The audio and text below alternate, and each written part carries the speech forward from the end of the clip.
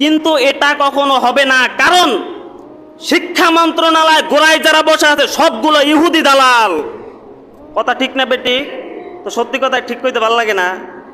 এজন্যই আমি বারে বারে বলে থাকি যে স্কুল কলেজ ইউনিভার্সিটির শিক্ষা এমন শিক্ষা, যেই শিক্ষার মা নাই বাপ নাই, ওর জন্মেরও ঠিক নাই।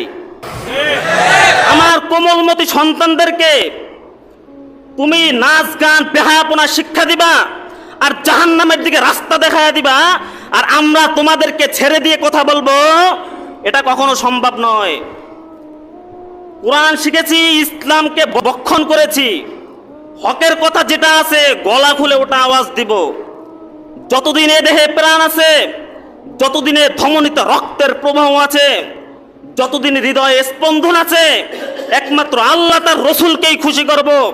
এতে যদি গোটা দুনিয়া বিরুদ্ধে চলে যায়, দুনিয়ার কাউকে পরোয়া করবার সময় আমাদের নেই, ঠিক কিনা?